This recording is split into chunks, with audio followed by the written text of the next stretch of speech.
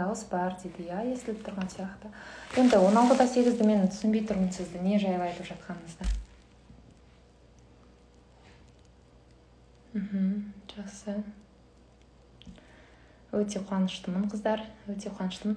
Қыздар, менің ертеңгі болатын марафоныма қатысып жатқан қыздар, сіздердің сұрақтарыңыз бар ма?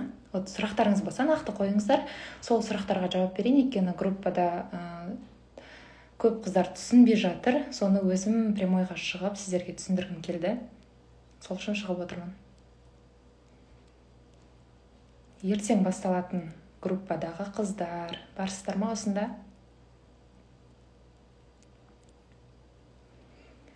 Сәлем. Сәлем. Қыздар, марафонға қатысам деген қыздар таблинктан өтіп маған WhatsApp-қа жазыңыздар. Здравствуйте.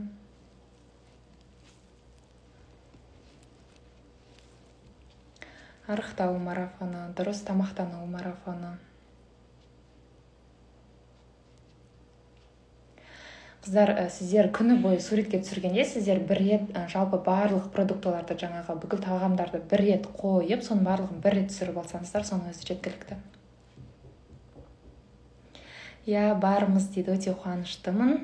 Сұрақтарыңыз бар ма сіздердің? Егер қыздар госслужбада жұмыс жасайтын қыздар, сіздер айтып жатсыздар, біз түсіретін уақытымыз жоқ, түсіре алмаймыз, телефонды тастап кетеміз деп айтып жатсыздар ғой. Сіздер жалпы жаңағы список ретінде жазсаңыздар болады. Мысалы, завтрак осындай тамақ жедім, обед осылай, суды іштім, бүкіл норманы орындадым деп солай жазып кетсеңіздер болады. Хотя бы жазбаша түрінде жазыңыздар, жарайды ма? Өйткені егер сіздер күнделікті отчет тапсыратын болсаңыздар, онда сіздерде өте жақсы салмақ кететін болады. Ал бәрібір мен отчет тапсырмаймын, мен бәрібір суретке түсіре алмаймын деп жүре беретін болсаңыздар, онда 2022-ге дейін солай жүре беретін боласыздар. Шынымен ниет бар ма салмақ түсіруге, демек сіздерден де әрекет керек, қыздар.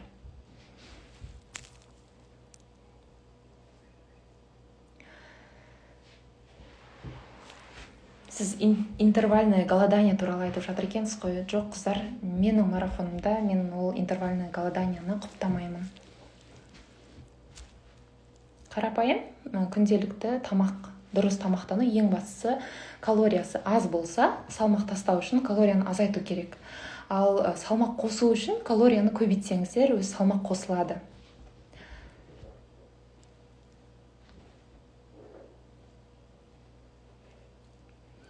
Қыздар, мен өзімнің мамандығым ЗОЖ врач, яғни здоровый образ жизни, дұрыс тамақтану. Соның маманымен 5 жыл жаңағы медицинский университетте оқыдым. 4 жыл Қарағандыда оқыдым. 5-ші жылы осы Астанаға, тұрмысқа шыққан соң Астанада бітірдім. Сол салада мен жұмыс жасаймын, поликлиникада жұмыс жасаймын, ЗОЖ врач болып. Онымен қоса осы диетологияның сертификаттары бар. Менің страницама кірсеңіздер, бүкіл сертификаттар тұр, содан қарасаңыздар болады. Қыздар, мен өзім врач болғандықтан, өзім осы мамандықты оқыған соң, менде ешқандай артық салмақ жоқ. Бойым 173, салмағым 58. Сәлем. Қыздар, жүру жайлы көп қыздар айтып жатыр, қалай біз 8000 шақты жүреміз деп. Міндет түрде көшеге шығып жүрудің қажеті жоқ, қыздар. Үйдің ішінде де жүрсеңіздер, жаңағы шагомер бар ма телефонда? Шагомер болады ғой. Вот соны кәдімгі телефонды қолға алып жүретін болсаңыздар, өзі санай береді, уайымдамаңыздар. Даже жаңағы телефон бір жерде тұрып жүрсеңіздер де қолдарыңыз қимылдаса да санай береді. Ең бастысы, біліңіздер, барлығы өздеріңіз үшін екенін, әрекет те өздеріңіз үшін. Мен сіздерге тек жол көрсету үшінмін. Егер көбірек жүретін болсаңыздар, эффекті өте көп болады. Өйткені әр адам, мысалы, көбірек жүрген сайын ода калория көп кететін болады. Сол арқылы да сіздерде салмақ тез кететін болады. Кей қыздар айтады ғой, қалай айтсам екен, жаңағы ашығуға болмайды деп жатады, дұрыс тамақтануда жаттығу жасау міндетті емес жаттығусыз да арықтауға болады деп. Иә қыздар, әрине жаттығусыз да арықтай аласыздар, ашығусыз да арықтай аласыздар. Бірақ мына жаттығу жасамағанда адам салмақ тастайды ғой. Енді салмақ тастаған кезде мына денелеріңіздегі артық майлардың барлығы кеткен кезде, бүкіл денеден артық май кеткен кезде, сіздердің мына бүкіл денелеріңіз төмен қарай салбырап қалатын болады. Егер солай қартайған кезде мынаның барлығы былай кәдімгідей былайша салбырап қалғанын қаламасаңыздар, онда жаттығу жасауларыңыз керек. Өз қазіргі жас кездеріңізде қалыптарыңызда ұстап тұрғыларыңыз келсе, онда жаттығудың әсері өте күшті. Даже хоть сіз қазір 40-та болыңыз, 50-де болыңыз, сіз арықтасаңыз міндетті түрде теріңіз салбырап қалатын болады. Ал егер онымен қоса жаттығу, физнагрузканы көтеретін болсаңыз, онда сізде салмақ та түседі, денеңіз де өз қалпын ұстап тұратын болады. Күрішпен очистка дейді. Қыздар, күрішпен очистка жасаған кезде сіздер жаңағы күрішті қатты қайнатпайсыздар. Бір рет бұрқ етіп қайнап шығады ғой жаңа күріш. Бір рет солай шыққан, сол өзі жеткілікті. Бір күнге мысалы бір пиала күрішті қайнатып алсаңыздар, сол кешке дейін сіздерге жеткілікті. Әр жегенде мысалы завтрак, обед, ужин жейсіздер ғой. Сол кезде 3-4 столовый ложка жесеңіздер, соның өзі адамға тоқ қылып жүреді. Өйткені ол сложный углеводы ғой жаңағы күріш. Оның қорытылуы өте бәсең, сол себепті сіздердің қарындарыңыз тез ашпайтын болады, уайымдамаңыздар. Онымен қоса сіздерде перекустар бар, кефир бар, оның барлығын сіздер күні бойы жаңағы уақытысымен ішіп жүретін болсаңыздар, ешқандай бас айналу да болмайды, ешқандай жаңағы әлсіреп қалу деген болады ғой, ондай нәрсе болмайды, қарындарыңызды ашпайтын болады. Осылай 3 күн шыдасаңыздар, міндетті түрде күріш емес қыздар, гречкамен ұстануға болады, овсянкамен ұстануға болады, немесе кефирмен ұстануға болады. Қалай сіздерге ыңғайлы? Мысалы, бір күн күрішпен көріңіздер, екінші күні жаңағы гречкамен көріңіздер, үшінші күні кефирмен немесе овсянкамен көріңіздер. Вот солай ұстап көрсеңіздер болады. Енді өз шамаларыңызға қарайсыздар. Егер сіздерде жаңағы панкреатит, гастрит, язва, немесе асқазанда қандай да бір жара болатын болса, немесе анемия болатын болса, жаңағы давление төмен болатын болса, немесе көтере алмасаңыздар осындай очисткаларды, мүлдем жасамасаңыздар болады. Мен сіздерге екінші меню бердім ғой, жалпы ПП меню, вот соны ұстансаңыздар болады.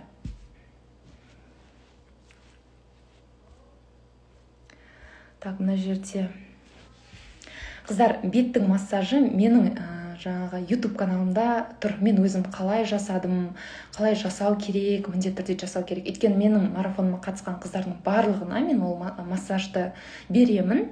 Барлығы, өйткені адамның денесі арықтағанда, адамның беті де арықтайды қыздар. Адамның беті арықтағанда ертең былай әжімдер пайда болады. Мынаның астында, мына жанында, мына жерлерде прям кәдімгідей әжімдер пайда болуы мүмкін. Былай, былай даже мына жердің бәрі бет салбырап қалуы мүмкін. Немесе былай қыртыс болып, солай сіздерде әжім пайда болуы мүмкін.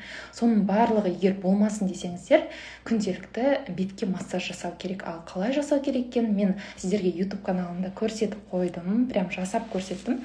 Қазір мен сіздерге көрсетейінші YouTube каналымда. Вот, көрініп тұр ма, Міне, осылай Гүлбала ПП деп YouTube-қа жазсаңыздар, осының ішінде вот прям бірінші болып тұр, бет күтімі деп.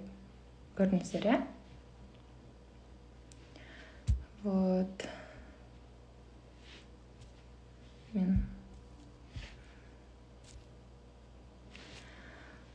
Так, мынаны мен қалай отмена қыламын енді?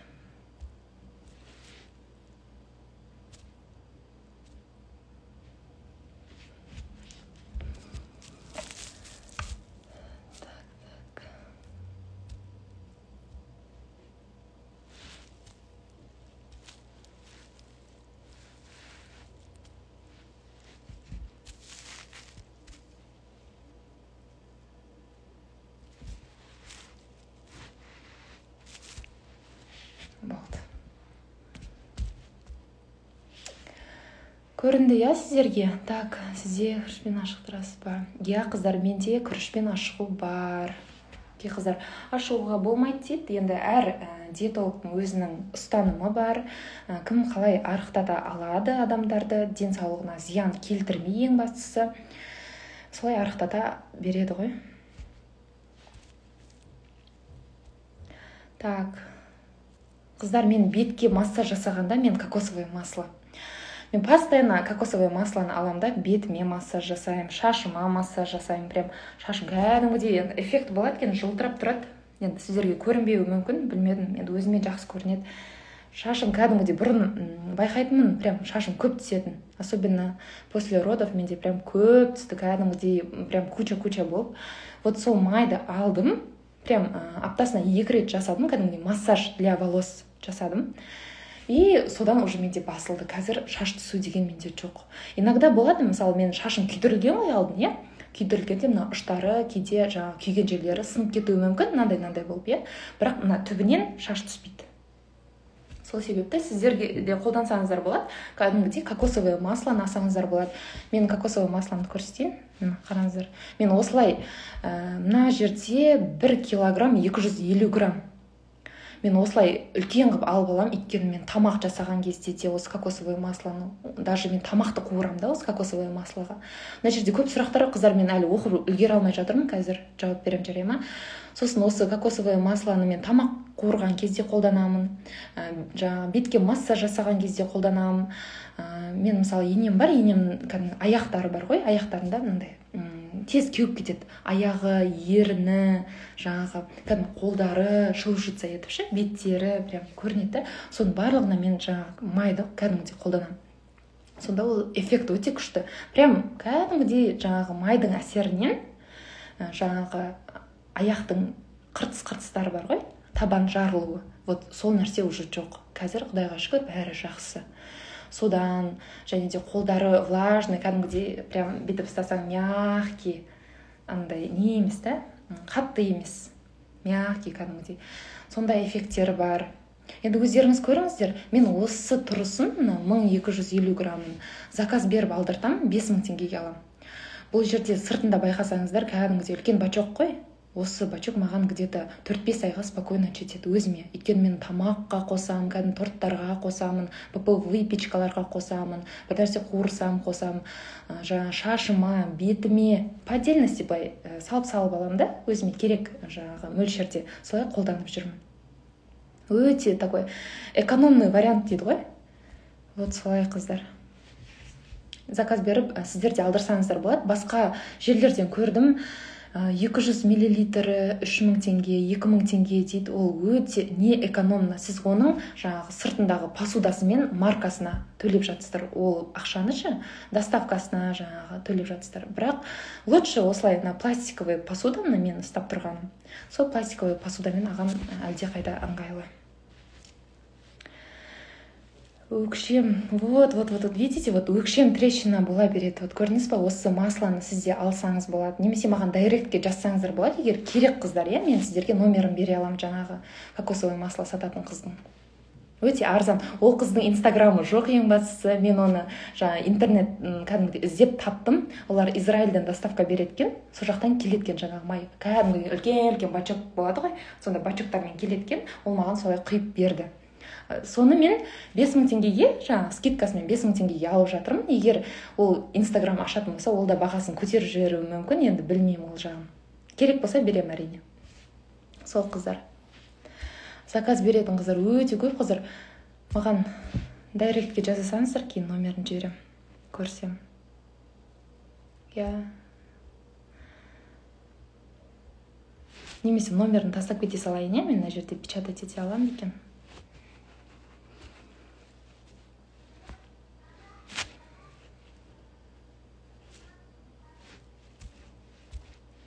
Ете алмайтын сияқтымын ғой. Сол, қыздар. Личкаға жазыңыздар, е? Марафон жайлы жалпы сұрақтарыңыз бар ма, қыздар? Маған кокос майы керек, қайдан аламыз? Сухой кожа, я. Қыздар, жұмысқа таң ертең 6-да кететін қыздар, мен айттым ғой сіздерге таң ертең аш қарынға жаттығу жасау керек деп, иә? Мен сіздерге ссылкасын жібердім, жаңағы программаның ссылкасын жібердім.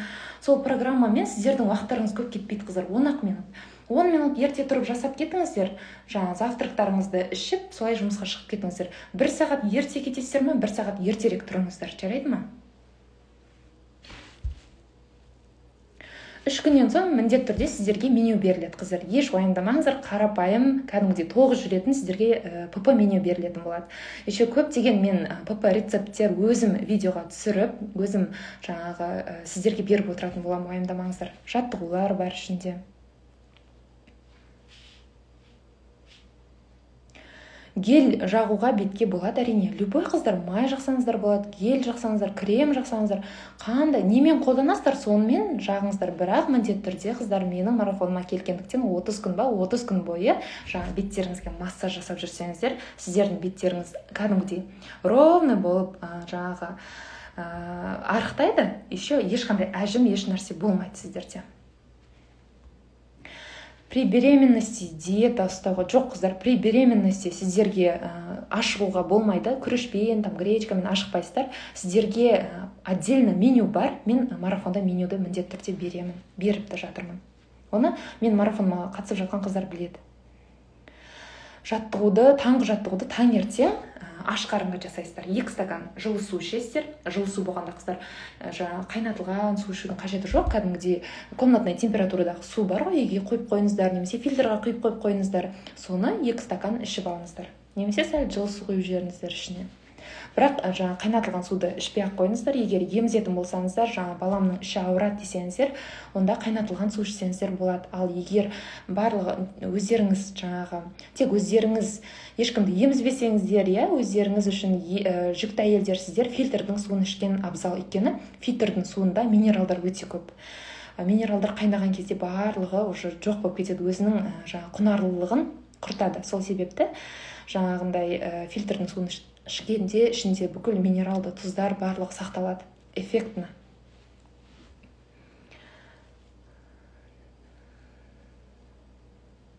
Так. Қыздар, қандай сұрақтарыңыз бар? Мен әлі оқып үлгере алмай жатырмын. Қыздар, менюда баста очистка күндер болады ғой, 3 күн. Сол кезде сіздерге шай ішуге не желательно. Неге? Өйткені сіздер шай ішкенде білесіздер, қазір шайдың барлығы краска. Красканы ішкен кезде сіздердің асқазандарыңыздың барлығы қайтадан шлакқа толады. Өйткені былай байқасаңыздар, мына чай құясыздар ғой пиалайға, пиалайға құйғанда, мысалы, қараңыздаршы, пиалайға чай құйған кезде, кәдімгідей оны шайды төккен кезде мына жерінде нелер қап кетеді ғой, қара болып былай, тура сол сияқты сіздердің асқазандарыңызға да барады жаңағы шай, тура солай жабысып ары қарай су ғана кетеді, ал бүкіл краскасы ішектеріңізге жабысып қалады. Солай сіздерде шлактар қалып кететін болады. Ал біз 3 күн не үшін ашығамыз? Өйткені бүкіл организмді артық шлактар, токсиндар, тұздар, артық сулар барлығынан арыламыз қыздар. Сіздерде ол 3 күнде майларыңыз еріп жоқ болып кетпейді, салмақ просто так тастамайсыздар. Оның барлығы асқазандағы жаңағы организмдағы денедегі артық сулар, артық шлактар, токсиндар, тұздар, соның барлығы еріп кеткенше сол 3 күн жеткілікті, очистка жеткілікті.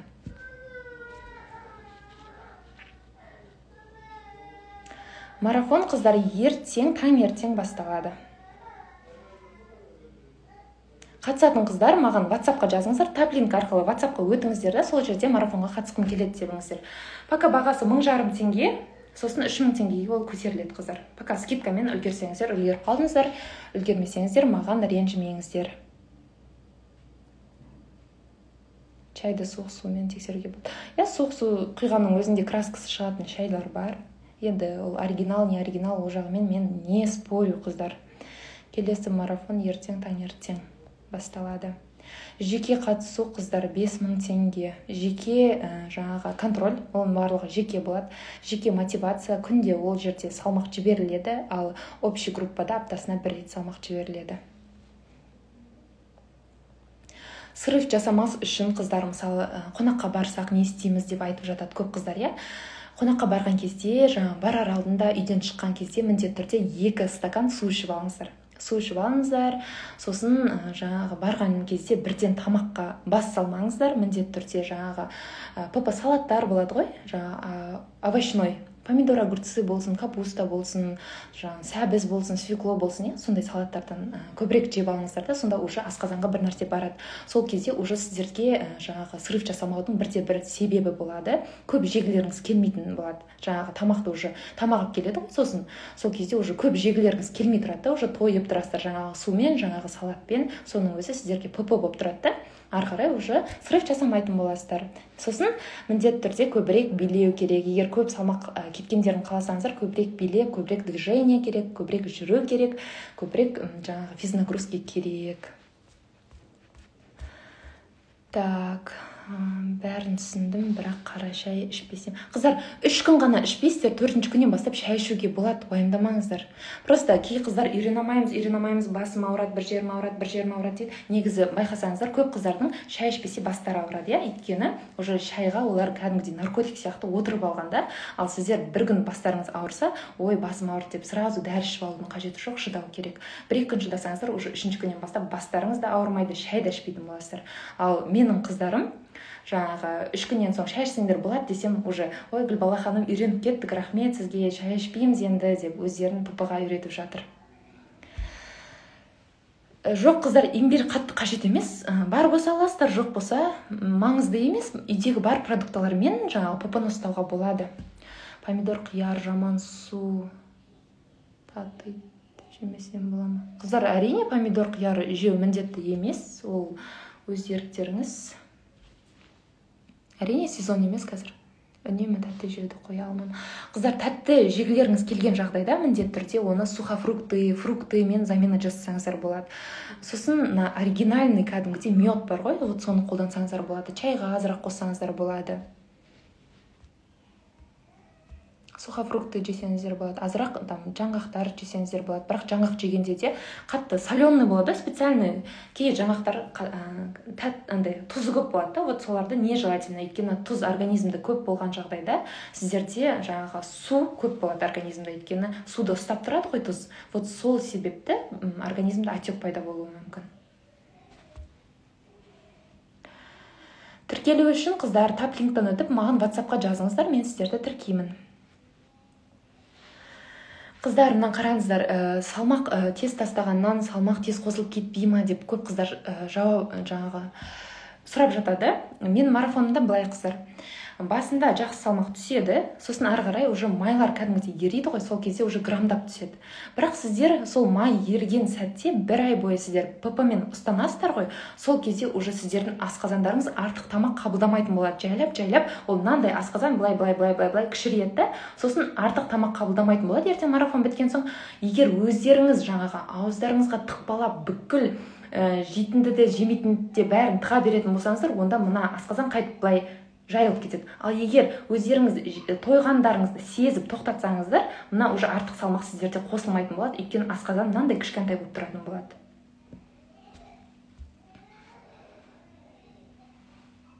Ссылкасы менде биода тұр, қыздар. Марафон 1500 теңге скидкамен, қыздар. Күшті мүмкіндік болып жатыр, қазір өте көп қыздар қатысамыз дейді, бірақ бізде орын өте аз, қыздар. Сол себепті келесі марафондарға үлгерсеңіздер болады.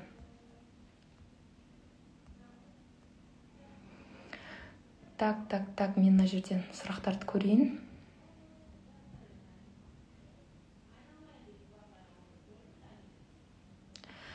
Қандай керемет, мен сізге үлкен рахмет айтамын дейді, бірнеше марафоныңызға дейді. Қатысқан екенсіз, өте қуаныштымын, Гүлнара ханым. Емізетін мамашаларға да 1500 теңге, қыздар. Просто там меню басқаша, емізетіндерге арналған меню бөлек болады, қалғанын барлығы бір. Сосын қыздар, вакуум жасау туралы мен айтып кетейінші, көп қыздар вакуумды қалай жасайды дейді да. Менде ертеңнен бастап вакуум курсы басталады. Егер білмесеңіздер, қатыссаңыздар болады. Еш өкінбейсіздер, өйткені 6 күн болады. 6 күнде прям қыр-сырын толық үйреніп аласыздар. Вакуумның қалай жасау керек екенін, бүкіл техникасын үйрететін боламын. Ал егер білетін қыздар болса, күнделікті вакуум жасасаңыздар, 1 айдың ішінде просто жаңағы артық былай салбыраған іштеріңіз бар ғой, соның барлығы кәдімгідей өз қалпына келетін болады. Жасап жүріңіздер. 1 апта, 1 ай жасаңыздар. Міне вакуум курсын.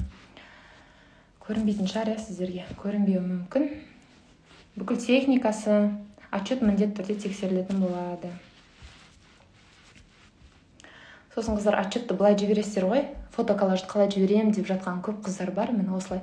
Вот видите, маңдайдағы терді көрсеттім, перекустар көрсеттім, завтрак, обед, ужинды көрсеттім, суды көрсеттім, кефирді көрсеттім, и мына жерде шагомер. Сіздер көріп тұрсыздар ма, көріп тұрған жоқсыздар ма, мен білмеймін. Мына жерде шагомердің жаңағы 8000 шаг жүрді ғой, қыздар. Вот сол шагомердің суретін мен қойып қойдым. Дәл осылай маған күнделікті отчеттарыңыз тапсыратын боласыздар. Отчет тапсыра алмаған қыздар, ескертулеріңіз міндетті. Ескермесе, ертең группадан шығып қалсаңыздар, маған реніш болмасын. Алдын ала айтып қояйын,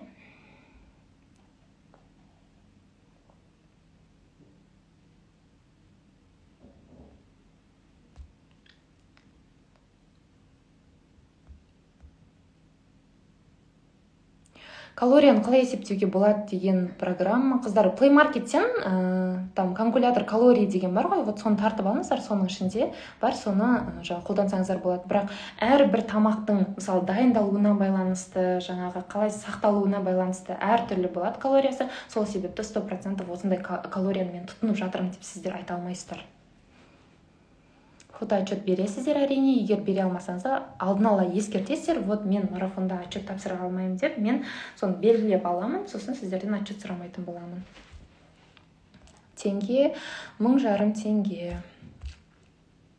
Сол, қыздар, қабылдайым қыздар. 1500 теңге қыздар. Сұрақтарыңыз болса қойыңыздар, барлықтарыңызға жауап беремін. Күнделікті көбірек билеңіздер қыздар. Сосын мен осы неге қарасаңыздар, мен страницама Zumba биін сап қойдым, сол Zumba биін әртүрлісі бар, ютубтан ашып қарасаңыздар болады. Соның барлығын күнделікті 30 минут билейтін болсаңыздар, прям күшті настроениеде жүресіздер, кәдімгідей өздеріңіз ырза болып дегендей, сондай настроениемен, настроймен, вот мен арықтай аламын, мен қолымнан келеді деген сияқты мықты өздеріңізде мотивация пайда болатын болады. Билеңіздер, ерінбеңіздер, бала шағаларыңызбен билеңіздер, жақсы эффект күшті болады қыздар. Өйткені адам билеген кезде прям маңдайынан тер ағады, арқасы терлейді, мойындарыңыз терлейді, бүкіл денелеріңіз, даже иногда мұрындары терлейтін қыздар бар бізде. Вот соның барлығы сіздерге, наоборот, майларыңыз солай ериді қыздар. Мысалы, жаңағы обычный қойдың майын отқа қойған кезде астын қыздыру керек қой біз, оны еріту үшін біз астын қыздыртуымыз керек. Дәл солай сіздердің де майларыңызды еріту үшін бүкіл денедегі біз жаңағы майды қыздыртуымыз керек. Қалай қыздыртамыз? Көбірек жаңағы физнагрузканы көбейтсек, билесек, көбірек терлесек, сол арқылы сіздердің майларыңыз еритін болады. Сол арқылы сіздерде объем да өте күшті кететін болады. Кей қыздар айтады, бізде таразы жоқ, салмақ өлшеп, қалай өлшейміз деп жатады, қыздар. Сіздерде таразы жоқ болатын болса, жаңағы сантиметровая лента бар шығар үйде. Салмақ жібермесеңіздер болады, бірақ хотя бы мына көкіректеріңізді, қолдарыңызды, сандарыңызды, белдеріңізді, іштеріңізді өлшеп алсаңыздар болады. Сол объеммен де қатыссаңыздар болады. Өйткені 10 сантиметр, 15 сантиметр кетіп жатады бізде бір айдың ішінде. Жақсы нәтижеге жетуге болады сол арқылы да. Енді барлығы өздеріңіздің жаңағы қолдарыңызда, қыздар, арықтаймын, арықтамаймын деген барлығы өздеріңіздің қолдарыңызда. Мен сіздерге тек жол көрсетушімін. Сұрақтарыңыз болса қойыңыздар, қыздар. Барлықтарыңызға жауап беремін міндетті түрде. Четвергте, воскресенье ауылға кетеміз. Қыздар, алдын ала ескертсеңіздер болды. Отчет тапсыра алмайсыз ба? Тапсыра алмаймын деп айтып кетесіз, болды, кете бересіз. Ең бастысы ол жерде срыв жасамасаңыз болды. Барлығын уақытылы орындап отырыңыз, отчет тапсырып отырыңыз. Міндетті түрде бір айдың ішінде спокойно 10 килограмм салмақ тастай аласыз. Так, вакуум. Әрине мен вакуум курсында мен өзім көрсететін боламын. Вакуумды қалай жасау керек екен, қалай ішті тарту керек екен, қалай үйрену керек екен. Прям кәдімгідей 6 күннің ішінде іштеріңіз тартылатындай деңгейге жетесіздер ғой. В общем, керек болса, жаңағы WhatsApp-қа жазсаңыздар болады. Мен сіздерді группаға қосам. Бүгін сағат қазір 9-дарда уже түсіндіріп бастаймын вакуум курсына. 1 сағат уақыттарыңыз бар.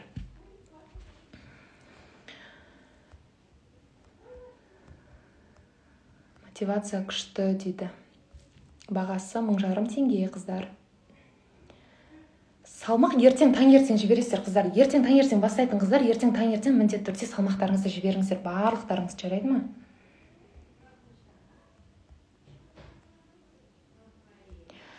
Так, болды, қыздар, сұрақ жоқ қой, Тамақтың барлығы қол жетімді ма дейді. Тамақтың барлығы қол жетімді, қарапайым үйдегі бар продуктылар, қымбат еш нәрсе жоқ, уайымдамаңыздар. Өйткені мен де білем ғой, барлығымыз мысалы Қазақстанда тұрып жатқаннан кейін қандай жағдай болып жатқанын білем. Мен сізге жаңағы шетелдің тамақтарын айтып, немесе қымбат тамақтарды айтпаймын, уайымдамаңыздар. Қарапайым үйдегі бар продуктылар. Вакуумда ішті қозғалтып үйретемін, әрине. Гүлбала ханым, рахмет сізге. Мен қатысқан марафонға салмақ тастадым. Өзім әлі де ұстап жүрмін, папаны дейді. Өте қуаныштымын, Гүлия ханым. Неше теңге дейді? 1500 теңге. Тассай су с лимоном. Қыздар, тассай су с лимоном ішуге болмайды. Өйткені ол лимон кәдімгідей натуральный лимон емес. Тем более ол судың ішінде сахар қосылады. Составын қараңыздар. Әрбір алған затының составын қараңыздар. Жарайды ма? составында егер қоспалар болатын болса, әртүрлі дәмдеуіштер болатын болса, оны қолдануға болмайды. Тастай су обычно без газа алып ішсеңіздер болады, бірақ жаңағы с лимоном, с сахаром дегендер болмайды. Обычно лимонды аласыздар да, лимонды ішіне құясыздар. Немесе жаңағы лимонная кислотаны да қолдануға болмайды, қыздар. Кей қыздар сұрап жатыр, бола ма деп.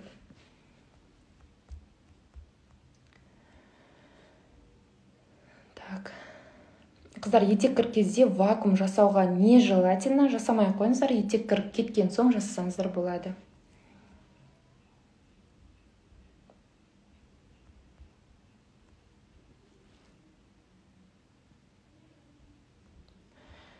Каждый вторник күн жібересіздер салмақ, қыздар. Аптасына бір рет жіберетін қыздар каждый вторник күн жібереді. Так, болды ма? Кеш жарық, мен алдында ұстадым сізбен дейді. Сәлематсыз ба? Қатысам. Я үлгересіздер, қыздар. Қазір маған WhatsApp-қа жазыңыздар, барлықтарыңызды қосам. Егер қатысам деп жатқан қыздар, қазір тез WhatsApp-қа өтіңіздер. Маған Гүлбала ханым күріш диетасы туралы айтып кетесіз ба дейді. Қыздар, күрішті пісірген кезде қарапайым жаңағы суға тұз қоспай, ештеңе қоспай, тек күріш, бурый рис дейді ғой, вот сол болса тіптен жақсы, қыздар. Ал ол жоқ болса, обычно үйдегі барып күрішті алып, бір рет жаңағы бұрқ еткенше қайнатып аласыздар да, болды, сонымен өшіріп, соны таңертең, обедте, кешке 3 мезгіл жейтін боласыздар. 3-4 столовый ложкадан. Сосын перекустар бар, кефир бар, меню бойынша тамақтанатын боласыздар. Меню бойынша тапсырмалардың барлығын орындайтын боласыздар. Сол арқылы бір айдың ішінде спокойно 10 килограмм тастайсыздар. Енді кей қыздар болады, мен жаңағы маған мотивация жетпей жатыр, мотивация беріңізші деп. Қыздар, ең бастысы сіздер жаңағы мақсат қойдыңыздар ғой, вот мен арықтаймын деп, сол мақсатқа жетуге талпыныңыздар. Сіздердің денсаулықтарыңызға ешкім жауап бермейді. Ата-аналарыңыз да, балаларыңыз да, күйеулеріңіз де ешкім жауап бермейді. Тек өздеріңіздің денсаулықтарыңыз өздеріңізге ғана маңызды. Сол себепті әрекет жасау да өздеріңіз үшін екенін түсініңіздер. Біреу үшін емес, қыздар. Мотивация, мен берген мотивация сіздерге тек 7-8 сағат қана өзінің септігін тигізуі мүмкін. Одан кейін 3 күннен соң ойбай, кімнен мотивация іздесем екен, ой, кім айтса екен деп біреудің сөзіне еріп жүрудің қажеті жоқ. Барлығы өздеріңіз үшін екенін түсініңіздер. Қолдарыңыздан келеді, әрекет жасау ғана қалды сіздерден. Ең бастысы күнделікті мен осылай істе деп беремін ғой, соның барлығын уақытылы орындаңыздар, болды. Артық еш нәрсе айтпаңыздар да, жазбаңыздар да. Соны орындап отырсаңыздар, бір айдан соң маған нәтижесін көрсетсеңіздер, өздеріңіз де прям шок боласыздар ғой, кәдімгідей жақсы салмақ тастайтын боласыздар. Так, мен қыздар, былай сұрақ көп қойылып кетті. Кімнің сұрағына жауап бергенді білмеймін. Каждый күн.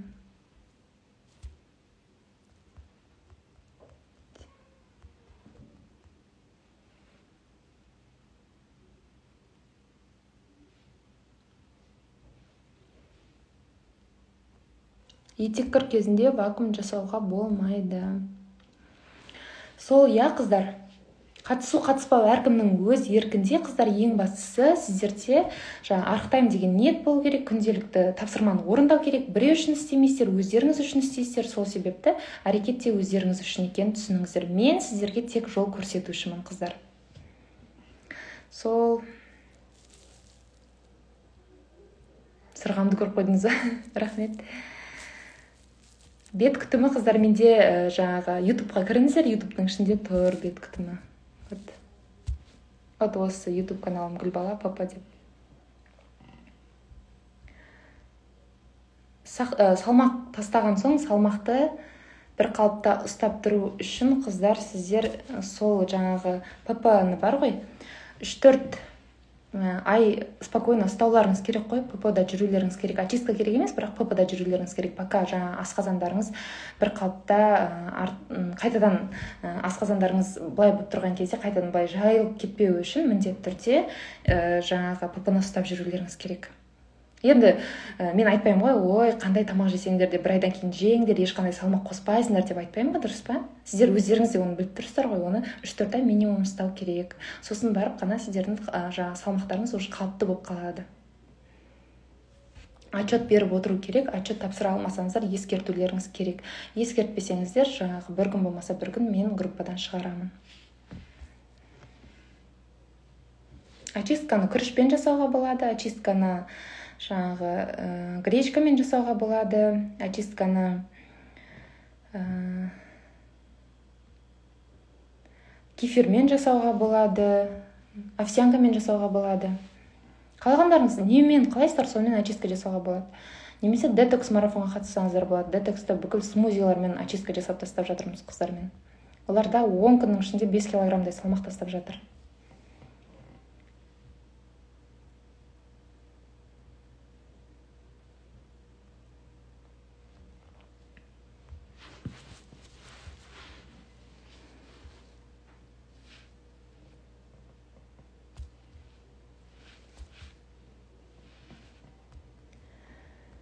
Так, сұрақтар бар ма тағы қыздар?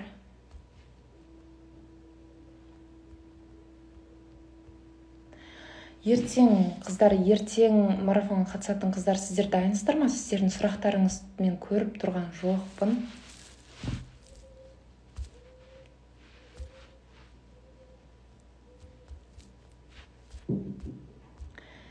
Сұрақ Үңгіл бала кешке кездескенше дейді. Емізулі келіншектерге бола ма дейді. Қыздар, емізулі келіншектерге әрине болады. Емізетіндерге меню бөлек болады, еш уайымдамаңыздар. Сүттеріңізді кет қалмайды, уайымдамаңыздар. Вакуум курсы қашан басталады? Вакуум курсы бүгін сағат 9-да басталады, қазір жарты сағат қалды. Вроде дайынбыз дейді. Я дайынбыз. О, күшті. Үлгереміз ба дейді. Қыздар, үлгересіздер. WhatsApp-қа жазыңыздар. Фото ертең, я ертең. Барлық ертең жібересіздер.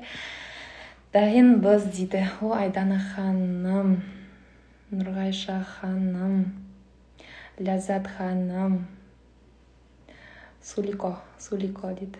Өте қуаныштымын. Бір рет таңертең істейтін әрекеттерді айтып кетіңізші дейді. Таңертең тұрасыздар. Жаңағы вакуум жаттығуын жасайсыздар. Егер месячный келіп жатқан болса, ол жаттығуды жасамайсыздар. Әжетханаға барып келесіздер. Таразыға тұрасыздар, салмақты жібересіздер. 2 стакан суды ішіп аласыздар, жыл суды. Сосын таңғы жаттығуды жасайсыздар. Мен сіздерге программасын жібердім. Сосын завтрак, кәдімгідей мен сіздерге бердім ғой завтракты, сол завтракты ішесіздер. Күндіз бос кезде билейсіздер көбірек, бос кезде жүресіздер міндет түрде. Сосын билеген кезде қыздар міндет түрде маңдайдан терді шығарыңыздар да, сол терді суретке түсіріп маған жіберіңіздер. Жарай ма? Өйткені сіздерге істеңіздер десе, я істедік дейсіздер де, солай қоя саласыздар. На самом деле шынымен де жасау керек. Мен сіздерден нәтиже көруім керек. Нәтиже көру үшін сіздер уақытылы отчет тапсыруларыңыз керек. Қанша тұрады дейді. 1500 теңге скидкамен, егер үлгерем десеңіздер, WhatsApp-қа өтіңіздер. Қалай? Семейде не істеуге болады? Правильное питание дейді. Семей дейді. ПП деген дейді. Я, қыздар, соны жасайсыздар, жаңа 30 днейді. Сосын скриндап маған жібересіздер. Таңертең жібересіздер. Ал нені?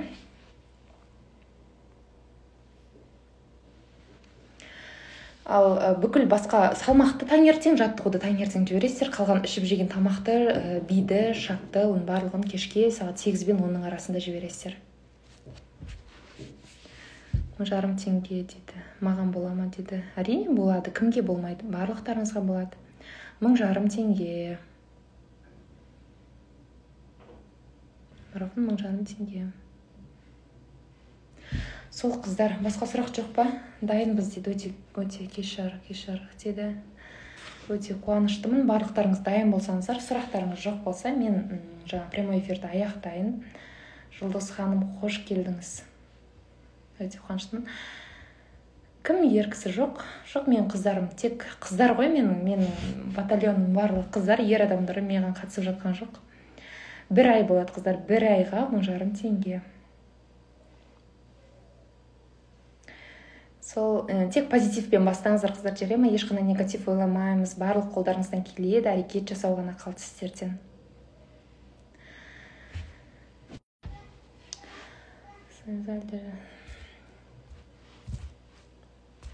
Қыздар, болды, я мен марафон аяқтайын прямой эфирді.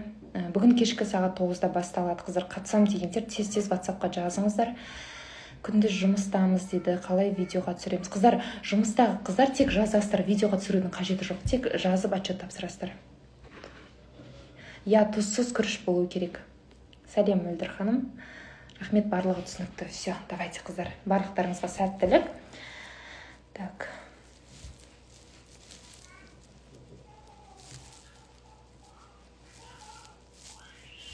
Давайте, жақсы.